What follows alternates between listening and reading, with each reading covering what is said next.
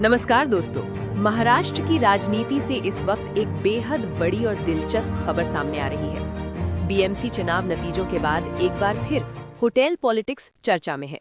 दरअसल बीएमसी में सत्ता को लेकर चल रहे घमासान के बीच डिप्टी सीएम एकनाथ शिंदे ने अपने सभी नवनिर्वाचित पार्षदों को मुंबई के एक 5 स्टार होटल में ठहराने का फैसला किया है। आखिर क्या है डर? सबसे बड़ा सवाल यही है, क्या एकनाथ शिंदे को अपने ही पार्षदों के टूटने का डर सता रहा है?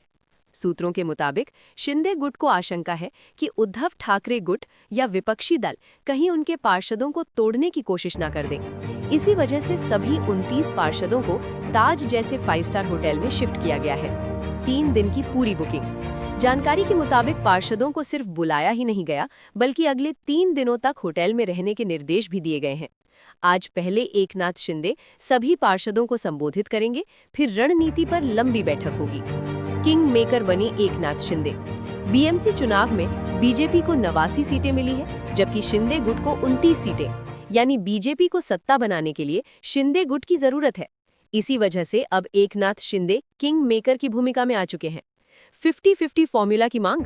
सूत्र ये भी बता रहे हैं कि शिंदे गुट बीजेपी से मेयर पद को 2.5 साल बांटने और स्टैंडिंग कमेटी जैसी अहम जिम्मेदारियों की मांग कर रहा है। यानी मामला सिर्फ टूट-फूट का नहीं, बल्कि पावर शेयरिंग और दबाव की राजनीति का भी है। बीजेपी की ऐतिहासिक जीत। वहीं दूसरी ओर बीजेपी ने इस जीत को प्रधानमंत्री नरेंद्र मोदी के विकास एजेंडे से जोड़ा है। सीएम देवेंद्र फडणवीस का दावा है कि महाराष्ट्र की 29 नगर निगमों में से 25 जगह महायुति का मेयर बनेगा। बीएमसी में भी पहली बार बीजेपी का मेयर बनना तय माना जा रहा है। आंकड़ों में समझिए पूरा खेल। बीएमसी की कुल सीटें 227, बीजेपी 89 सीटें, शिंदे गुट 29 सीटें, महायुति कुल 121 सीटें, यानी बहुमत से ज्यादा। यानी अब मुंबई की सत्ता पूरी तरह महायुति के हाथ में जाती दिख रही है। विपक्ष को बड़ा झटका।